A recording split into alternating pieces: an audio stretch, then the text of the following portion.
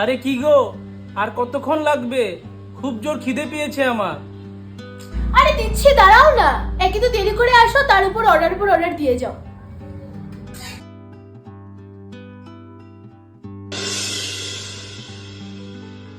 এই নাও ধরো।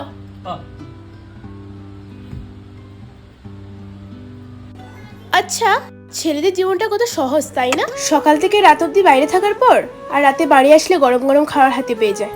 আমি তো ভগবানের কাছে এটাই প্রার্থনা করি যাতে পরের জন্মে আমাকে ছেলে বানায়। পরের জন্মে কেন, এই জন্মে কেন নয়? সেটা কি করে? কাল থেকে কাজে বের হও। এত তাড়াতাড়ি আমি কোথায় কাজ পাবো? ধরো তুমি চাকরি পেয়েও গেলে, তোমার বেতন 1,00,000 টাকা। তুমি ওই টাকাগুলো দিয়ে সবার প্রথম কি করবে? আমি না সবার প্রথমে একটা আইফোন কিনবো, তারপর অনেক অনেক অনেক জামা কাপড় কিনবো, তারপর সবচেয়ে বড় বিউটি পার্লারে গিয়ে নিজের মেকওভার করাবো। আচ্ছা আমার কথা ছাড়ো, তোমার যদি 1,00,000 টাকা বেতন হতো তুমি কি করতে? আমি সবার প্রথমে মা বাবার ওষুধগুলো কিনবো। তারপর আমি যে বাড়িটাতে থাকি এই বাড়ির ভাড়াটা মেটাবো। আর আমি যে বাইকে করে অফিসে যাই ওই বাইকের ইএমআইগুলো শোধ করব। আর কিছু টাকা ভবিষ্যতের জন্য সেভ করে রাখবো। সেই তো বুঝলাম, নিজের জন্য কি করবে? নিজের জন্য তো কিছু ভাবলেও না।